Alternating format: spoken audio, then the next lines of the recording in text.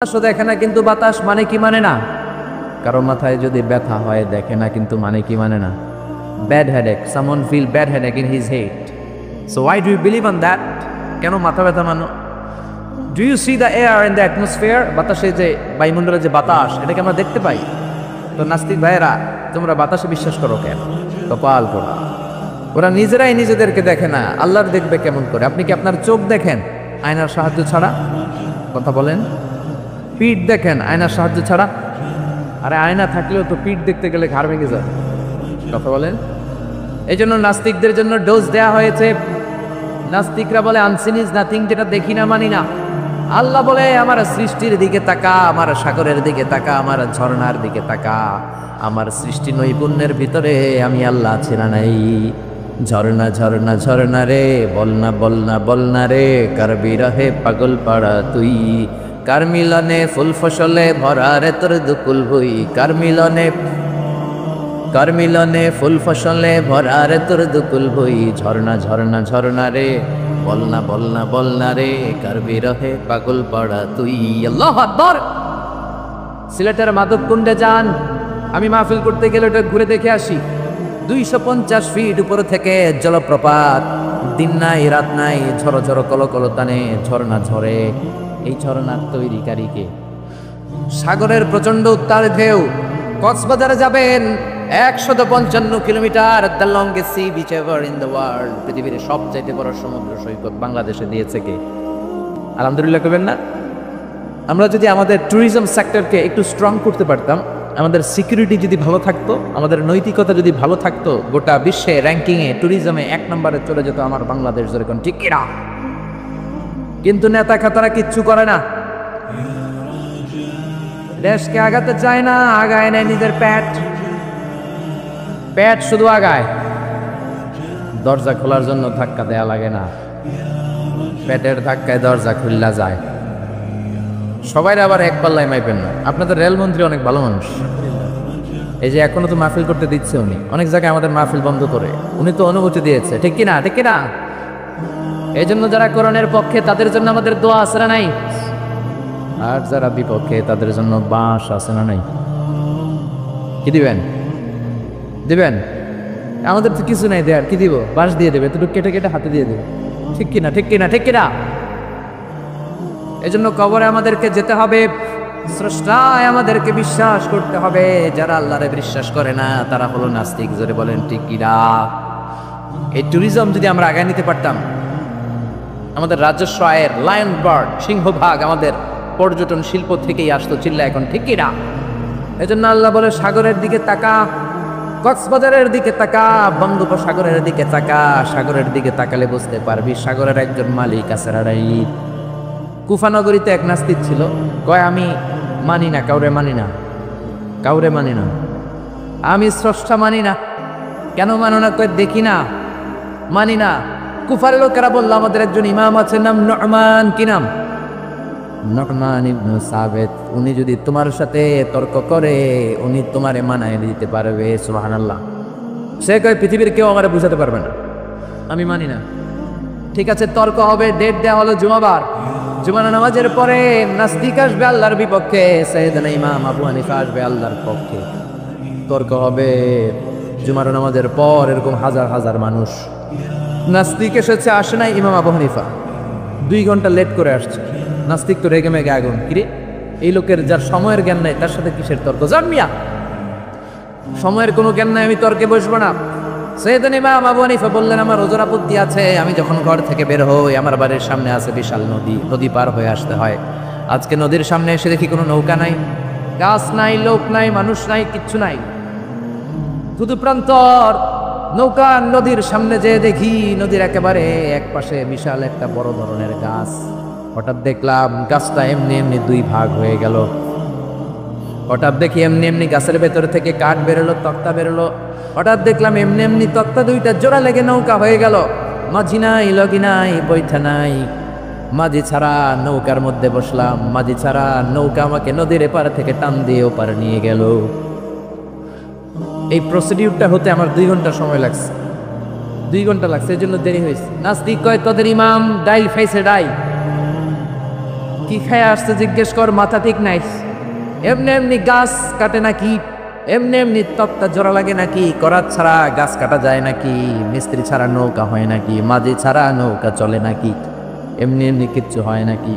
ইমাম আবু হানিফা বললেন, এই তো আপনি লাইনে আসছেন, এমনি এমনি কিচ্ছু হয় না।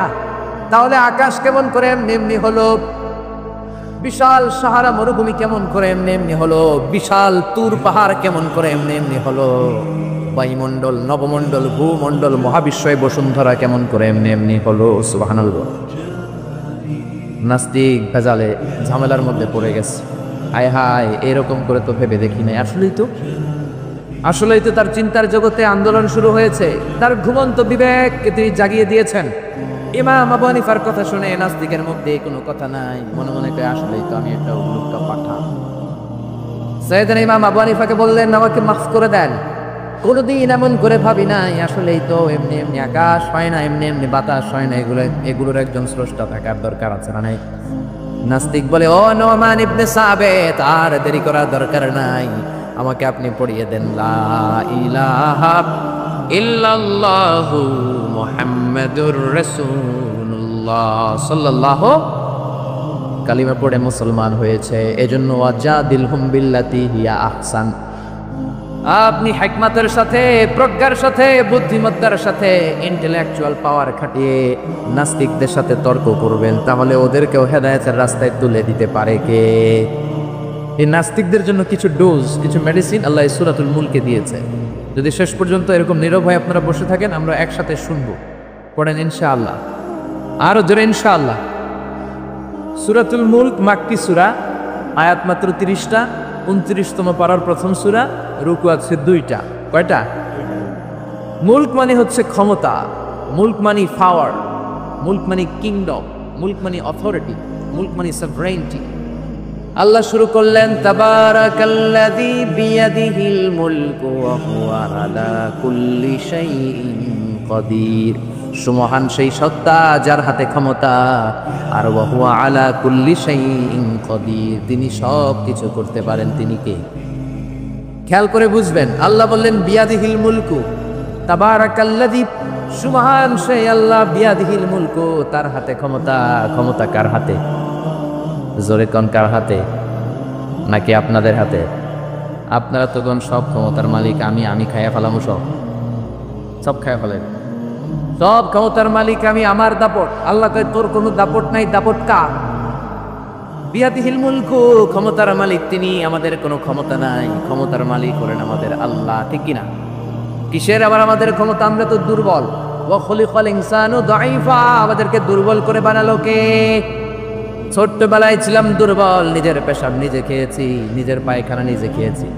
আবার 80 বছর যদি হায়াত পায়, হ্যাঁ নিজের পায়খানা নিজে খায়, নিজের পেশাব নিজে খায়, ঠিক কিনা? শুধু দুর্বল না, দুর্বলের ঘরের দুর্বল, জোরে কোন, ঠিক কিনা? কেমন করে আপনার হাতে ক্ষমতা? আপনার যদি পেটের মধ্যে ব্যথা হয়, আপনার যদি ডায়রিয়া হয়, বিছানায় পড়ে গড়াগড়ি খান কি খান না? সিলাসিলি করেন কি করেন? আই মরি যাই, মারে মাফ করি দে, আসরা নাই? 5 বার ডায়রিয়া হয়েছে, 5 বার টয়লেটে গিয়েছে, আর চেহারার দিকে তাকানো যায় না। এতদিন কইতে আমার এলাকা, এখন কয় আমারে মাফ করে দেয়। মাফ চান কি জন্য? আপনার যখন ডায়রিয়া হবে আপনি বলবেন সব ক্ষমতার মালিক আমি। কপাল পোড়া চিল্লা এখন, ঠিক কি না? কোনো ক্ষমতা নাই। অসুস্থ হলে, দুর্ঘটনায় পড়লে, বিপদে যখন আমরা পড়ি, তখন বোঝা যায় আমাদের কত ক্ষমতা, ঠিক কিনা? এখন যদি একটা ভূমিকম্প হয়, একজনের খুঁজে পাওয়া যাবে না, সব দৌড় বাঁচার জন্য, ঠিক কিনা? নেপালে আমাদের কিছু সেলিব্রিটিরা, নায়ক নায়িকারা শুটিং এর জন্য গিয়েছে নেপালে। গত বছর নেপালের কাঠমান্ডুতে বিশাল একটা ভূমিকম্প হয়েছে না? এরা যে হোটেলে উঠছে, পরের দিন পাহাড়ের উপরে শুটিং। পাহাড়ে 10টার দিকে যখন উঠলো, উইঠা শুটিং শুরু করছে। দুনিয়াকে মজা লেলো, দুনিয়া তোমারই হ্যাঁ। আল্লাহকে মজা জনমের মতো লয়ে আলো, আমি খেলা দেখাইতেছি। আল্লাহ পুরো কাঠমান্ডুটাকে, শহরটাকে নাড়ায় দিলেন। পাহাড়ি শহর তো। নায়িকারা বলতেছে, হঠাৎ আমরাও নাচতেছি, পাহাড়ও নাচতেছে। এরপরে আমরা নাচ থামাইলাম, দেখি পাহাড় থামায় না, পাহাড় নাচতেছে। এবার আমরা শুয়ে পড়লাম, জমিনের মধ্যে বসে পড়লাম, পাহাড় দুলতে শুরু করেছে। বুঝতে পারলাম ভূমিকম্প।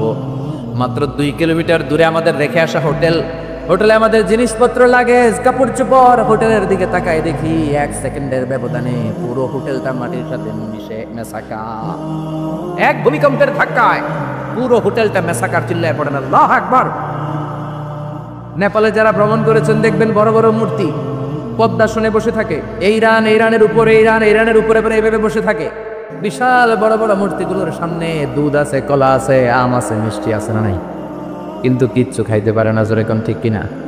যারা সকালবেলায় মিষ্টি দেয় রাতের বেলায় চুরি করে ওরাই খায়, ঠিক কিনা? যতগুলো মূর্তি ছিল সব শেষ। এই মূর্তির সামনে যে ওরা বলতো ওম শান্তি ওম, কিন্তু মূর্তিগুলাই শেষ। যাদের কাছে তোমরা চাও তারাও দুর্বল, যারা চায় তারাও দুর্বল। সবল একজন, তিনি কে? পুরো কাঠমান্ডু শহরটারে আল্লাহ নাস্তানাবুদ করে দিল। এক লোক রাস্তায় বসে কাঁদে, চিৎকার করে, সাথে 2টা বাচ্চা। সবাই তারা জিজ্ঞেস করে কাঁদেন কেন? প্রশ্ন করলেই খালি চোখের পানি ছাড়ে। সাংবাদিকরা, টেলিভিশনের লোকেরা এসে বলে আপনার কি হয়েছে, কাঁদেন কেন, কি নাম? কয় আমার নাম অমুক, আমি এই এলাকার সবচেয়ে প্রতাপশালী লোক ছিলাম। গতকাল আমার 2টা 5তলা বাড়ি ছিল, 2টা গাড়ি ছিল, 3টা শপিং মল ছিল, টাকার কোনো অভাব নাই। ভূমিকম্পের ধাক্কায় সব মাটির ভেতরে নিয়ে গেছে কে? গতকাল আমি প্রতাপশালী, আজকে আমি ফকিরের ঘরের ফকির, ঠিক কিনা? কিচ্ছু নাই। ছেলেগুলো খাওয়াবো কি?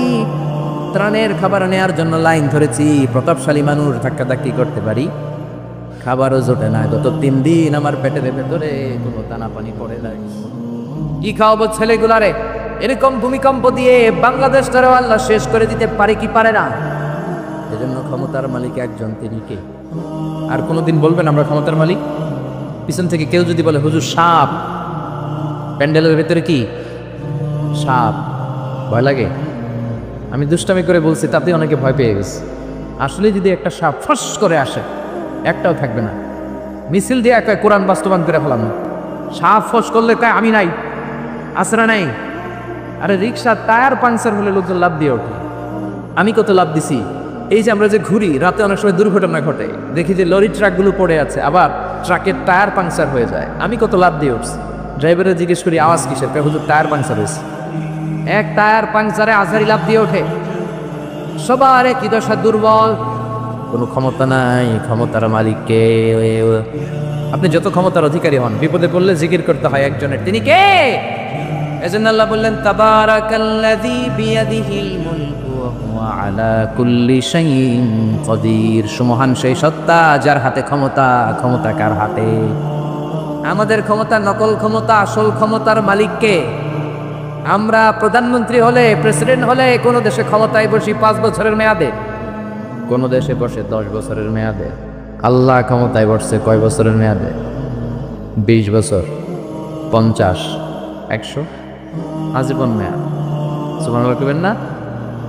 আল্লাহ বলেন হুয়াল আউয়ালু ওয়াল আখিরু ওয়াজ যাহিরু ওয়াল বাতিন ওয়া হুয়া বিকুল্লি শাইইন আলিম। আমি প্রকাশ্য, আমি গোপন, আমি প্রথম, আমি শেষ। অনাদিকাল থেকে আমি আল্লাহ ক্ষমতার চেয়ারে বসা, অনন্তকাল পর্যন্ত থাকবো। তিনি কে? আমাদের মতন আর 5 বছরের মেয়াদ না, যে 5 বছর শেষ, আবার জরুরি অবস্থা, সেনা মোতায়েন, নির্বাচন, আবার আমার ভাই তোমার ভাই। আল্লাহ কি সিস্টেম? জোরে বলেন, জোরে বলে। আমার আল্লাহর আজীবনের মেয়াদ চললে এখন ঠিক কিনা? আবার পৃথিবীর অনেক দেশের ডেমোক্রেটিক সিস্টেমে ক্ষমতায় আসতে হয়, মানে ভোটে জিতে আসা লাগে। আল্লাহ তো ভোটে জিতে আসছে নাকি? আল্লাহ ভোটে আসছে। আবার অনেক দেশের ডিক্টেটরশিপ, স্বৈরাচারী পদ্ধতিতে ক্ষমতায় বসে। আল্লাহ কি স্বৈরাচারী পদ্ধতিতে আসছে? আবার কোন দেশে মোনার্কি, রাজতন্ত্র, রাজার পোলা রাজা, আল্লাহর বাবা ছিল রাজা, এজন্য আল্লাহ রাজা। এজন্য আল্লাহ বলে খবরদার, কুল হুয়াল্লাহু আহাদ আল্লাহুস সামাদ লাম ইয়ালিদ ওয়া লাম ইউলাদ ওয়া লাম ইয়াকুল লাহু কুফুয়ান আহাদ। আমি জন্ম দেই নাই, কারো কাছ থেকে জন্ম নেই নাই, চিরকাল আমি ক্ষমতার চেয়ারে বসা, ঠিক কি না? এই জন্য আল্লাহ বললেন তাবারাকাল্লাযী বিয়াদিহিল মুলকু ওয়া হুয়া আলা কুল্লি শাইইন কাদির। সুমহান সেই সত্তা যার হাতে ক্ষমতা। ক্ষমতা কার হাতে? আবার বাংলাদেশের রাজনৈতিক প্রেক্ষাপটে জোট যার বড়, ক্ষমতা তার বড়। যেরকম ঠিক কিনা? এদেশে জোটের রাজনীতি আসরা নাই। প্রথমে শুরু হইল 4 দলীয় জোট, বুঝতেছেন? এরপরে কত? 14 দলীয়, তারপরে 20 দল। এবার মহাজোট, সামনে হবে মহাজোট, ঠিক কিনা? আল্লাহ তো জোটে ক্ষমতায় আসছে, আল্লাহ এখন জোট করে আসছে, কোয়ালিশন করে আসছে। আল্লাহ বলেন ওয়ালাম ইয়াকুল্লাহু শারীকুম ফিল মুলকি ওয়া কাব্বিরহু তাকবীরা। আমি আল্লাহর জোট নাই, আমি আল্লাহর শরীক নাই, আমি আল্লাহর ক্ষমতায় কোনো অংশীদার নাই, আমি একাই সব ক্ষমতার মালিক। সুবহানাল্লাহ। এজন্য কখনো বলবেন না ক্ষমতার মালিক আমরা, বলবেন ক্ষমতার মালিক কে। আবার পৃথিবীতে দেখবেন অনেক দেশে আন্দোলন করে ক্ষমতার চেয়ার থেকে নামানো যায় কি যায় না। আমি মিশরে ছিলাম 5 বছর, হুসনি মোবারক প্রেসিডেন্ট, ওরা আন্দোলন করে ওনাকে ক্ষমতার গদি থেকে নামায় ফেলছে। তো আমরাও তো একটা চমৎকার আন্দোলন করলে আল্লাহর নামায় ফেলতে পারবো, পারবো না? জিনেরা যদি বলে আমরা মানুষের সাথে আছি, আল্লাহরে মানি না, পারবো? ফেরেশতারা যদি বিদ্রোহ করে তাহলে পারবো? তাহলে পারবো না, তাহলে পারবো না। আল্লাহ বলে ওয়া আন্নাকুম গায়রু মুজিজিল্লাহ,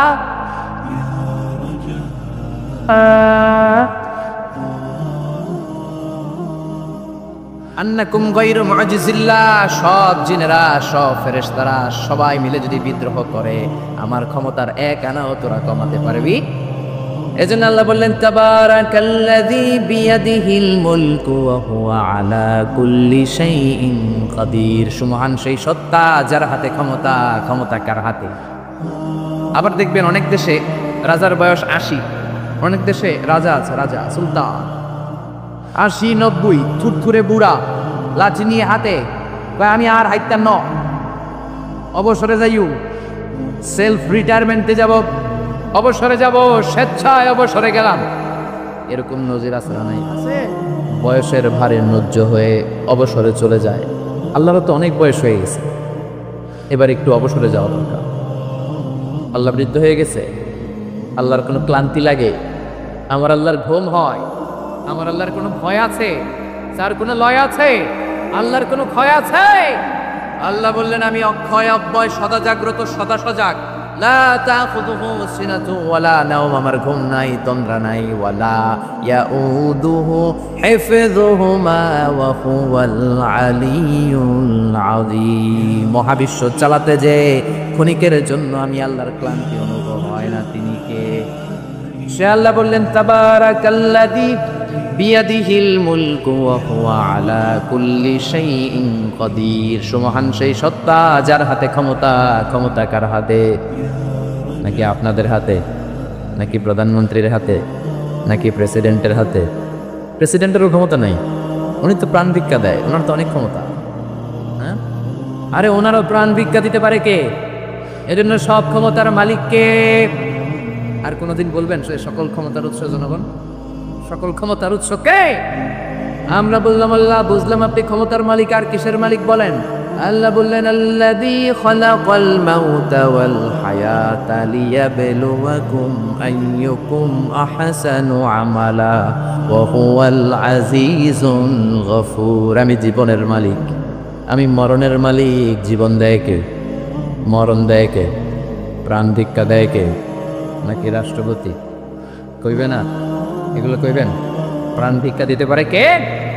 আবার আল্লাহ বললেন জীবন মরণের মাঝখানে তোমাদেরকে আমি রুহু দিলাম।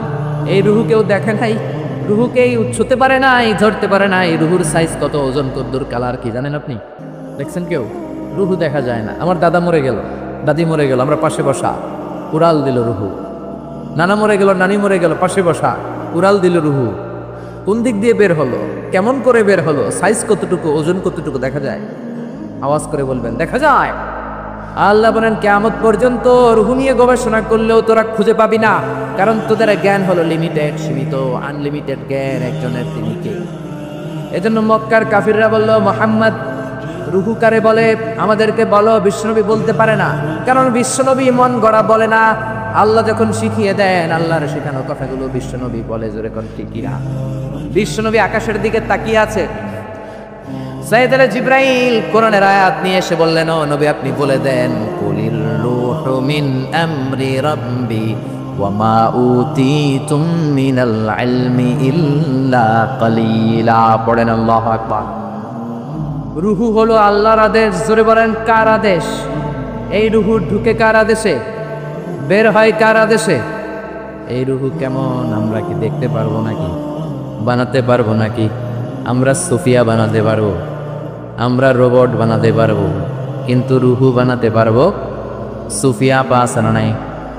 আহা, আবার সৌদি আরব নাকি সিটিজেনশিপ দিছে, সব বাইরে থেকে কন্ট্রোল করে। কি হাস্যকর বিষয়! আরে আমাদের বুয়েটের ছাত্ররা এর চেয়ে ভালো রোবট বানাতে পারে, জোরে বলো ঠিকই না? পুরো জাতির জন্য লজ্জা, চুয়েটের জন্য লজ্জা, রুয়েটে যারা পড়ে তোমাদের জন্য লজ্জা, বুয়েটের জন্য লজ্জা। বিদেশ থেকে রোবট আনার দরকার। আবার নতুন নিয়ম করছে ঢাকার অভিজাত এলাকায় রেস্টুরেন্টগুলোতে ওয়েটার হবে রোবট। রোবট এসে খাবার দিবে, রোবট এসে পানি দিবে। আমগো দেশে মনে হয় মানুষের অভাব, কপাল পোড়া। যুবকদের এমনি চাকরি নাই, এমনি চাকরি নাই, বেকারত্বের অভিশাপে আমরা মরছি। ওইখানে ঢুকাইছে রোবট, যেরকম ঠিকই না? আবার রোবট বানিয়েছো ভালো, জরুরি কাজ করবা, কিন্তু চেহারা দিয়েছো কেন? কিয়ামতের দিন রোবট যারা বানিয়েছে, বিশেষ করে নাক দিয়েছে, মেয়েদের মতো ঠোঁট দিয়েছে, পার্লারিং করেছে, তাদেরকে কিয়ামতের দিন আসামির কাঠগড়ায় দাঁড় করাবে কে? যারা এটার পৃষ্ঠপোষকতা করেছে আল্লাহর দরবারে মুআখাজা আছে না নাই? এজন্য খবরদার, এটা আরেক ধরনের শিরক। এখান থেকে কিছুদিন পরে শুরু হবে মূর্তি চিল্লা, এখন ঠিকই না? এজন্য আল্লাহ বললেন খবরদার, রুহের মালিক আমি।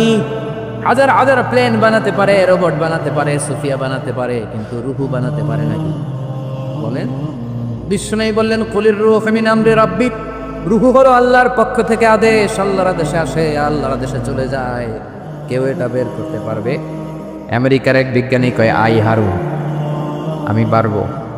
কিন্তু বছরের পর বছর গবেষণা করেও রুহু পায় না, রুহু খুঁজে পায় না। রুহুকে আসলে পাওয়া যাবে? জোরে বলেন। আল্লাহ তো বলেই দিয়েছে তোমাদের জ্ঞান লিমিটেড, ওমা উতীতুম মিনাল ইলমি ইল্লা কালিলা। রুহুর মালিক আমি, খুঁজে পাবা না। সে কয় আমি পামু, রুহু আমি তৈরা ছাড়ু, রুহু আমি আবিষ্কার করে ছাড়বো, নোবেল প্রাইজ আমি পাবো, নোবেল লরেট। কিন্তু গবেষণা করে মরা মানুষের পাশে বৈশা থাকে সারা রাত, হঠাৎ মরা মানুষ ময়রা বেসকি দেয়, কিন্তু রুহু খুঁজে পায় না। সুবহানাল্লাহ পড়েন। হঠাৎ করে মানুষ মরে যায়, কিন্তু রুহু আর সে পায় না। এবার সে আবিষ্কার করলে এক কাজ করি, গ্লাস ফিটিং করা একটা রুম বানাই, ওই রুমের ভিতরে কিছু মুমূর্ষু রুগী ঢুকাই, তাহলে তো রুহু উড়াল দিতে পারবে না। গ্লাস ফিটিং করা, টেম্পার্ড গ্লাস, সীসা ঢালাই করা, ওটা দিয়ে কিচ্ছু বেরোতে পারবে না, বুলেট প্রুফ গ্লাস। এবার আইসিইউ থেকে মুমূর্ষু রুগী আনা হলো। আইসিইউ ছিলেন তো, যে ইন্টেন্সিভ কেয়ার ইউনিটে অক্সিজেন দিয়ে রাখে।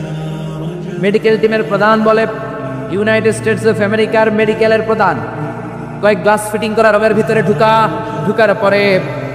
ঢুকানোর পরে রোগীর পালস না দেখে, পালস আছে মানে বেঁচে আছে।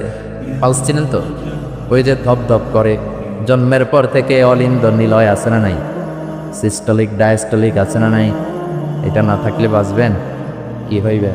ঠুস হবে না। রুহু ধরার জন্য গ্লাস ফিটিং করা রুমের ভিতরে মুমূর্ষু রোগী ঢুকানো হলো। চেক দ্য বিপি, বিপি মানে ব্লাড প্রেশার মাপো, ওকে। চেক হিজ ওয়েট, ওজন মাপো। ওজন স্কেলে শোয়ানোর পরে মুমূর্ষু রোগীটার ওজন দেখা গেল 80 কেজি। কয় কেজি? সবাই বলেন কয় কেজি? এবার মেডিকেল টিমের প্রধান বলে, গ্লাস বন্ধ কর, অক্সিজেনের মাস্ক খুলে নে। সবাই বলল অক্সিজেন খুলে ফেললে মরে যাবে। মেডিকেল টিমের প্রধান কয় মরু, না মরলে রুহু পামু কেমনে? আমার রুহু লাগবে। কি লাগবে? সবাই বলে। মাস্ক খোলা হলো, ফটফট করতে করতে লোকটা মরে যায়। এবার লাশ বের করা হলো। বের করার পরে বিপি চেক করে, মানে ব্লাড প্রেশার। মরার পরে আর থাকে? ধাক্কাটা থাকে, কিন্তু ওজন থাকে কি থাকে না? টিমের প্রধান বললো ওজন চেক কর। ওজন স্কেলে শোয়ানো হলো। মরার আগে ওজন ছিল কয় কেজি? এখন ওজন দেওয়া দেখে হয়ে গেছে 78 কেজি। কয় কেজি কমছে? কয় কেজি? টিমের প্রধান কয় পাইছি। কি পাইছেন? কয় ওইটা। কয় কোনটা? কয় রুহু। কেমনে পাইলেন? কয় মরার আগে ছিল 80 কেজি, মরার পরে 78 কেজি, তার মানে কমছে 2 কেজি। যেইটা উড়াল দিছে ওইটাই 2 কেজি, ওইটাই রুহু পেয়েছে, আমি পেয়েছি। বিজ্ঞানীদের নিয়ম হচ্ছে একটা এক্সপেরিমেন্ট করে আপনি ফাইনাল জাজমেন্ট দিতে পারবেন, আরো নমুনা সংগ্রহ করতে হবে। আরেকটা মুমূর্ষু রোগী ঢুকা, বিপি চেক কর, বিপি আছে, ওজন মাপ, ওজন 70 কেজি। দ্বিতীয় মুমূর্ষু রোগীটার ওজন কয় কেজি? কথা কয় না, কথা কয় না। কয় কেজি?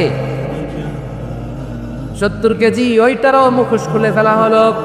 অক্সিজেনের অভাবে ওই লোকটাও মরে যায়। মরা লাশ বের করার পরে কয় চেক দা বিপি, বিপি মাপ। কয় বিপি নাই, মরে এটা ভূত হয়ে গেছে।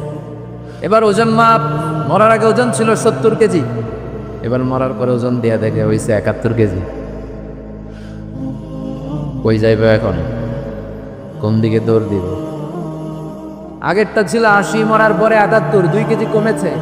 তার মানে রুহু উড়াল দিয়েছে, রুহুর ওজন ছিল 2 কেজি, এইটা মরার আগে 70 কেজি, মরার পরে হয়ে গেছে 71 কেজি। বাড়লো কেন? আল্লাহকে কিয়ামত পর্যন্ত বিবি চেক করতে পারবি, কিয়ামত পর্যন্ত টেম্পার্ড গ্লাসের রঙের ভিতরে ঢুকে মুমূর্ষুর নিয়ে গবেষণা করতে পারবি, মাগার রুহু খুঁজে পাবি। আমা উতিতুম মিনাল ইলমি ইল্লা কালিলা। কারণ মানুষ তোমাদেরকে একেবারে নগণ্য জ্ঞান দিয়ে তৈরি করেছে কে? তোমরা রোবট বানাতে পারো, সুফিয়া বানাতে পারো, কিন্তু সুফিয়ার ভেতরে রুহু দিতে পারে নাকি? কথা বলেন, কথা বলেন, পারে? মরার পরে এক এক মানুষের এক এক দশা। কেউ প্যারালাইজড হয়ে মরে যায়, হাত বাঁকা হয়ে যায়, দেহের রক্ত জমাট বেঁধে যায়, ওজন বেড়ে যায়। আবার মরার পরে অনেক লোকের হাতের ঢিলাগুলো ছেড়ে দেয়, জয়েন্টগুলো ছেড়ে ঢিলা হয়ে যায়, ফেসফেসে হয়ে যায়, দেহের ভিতরে জমে থাকা গ্যাসগুলো বের হয়ে যায়, ওজন কমে যায়। ওজন বাড়া কমা দিয়ে রুহু বের করা যায় না।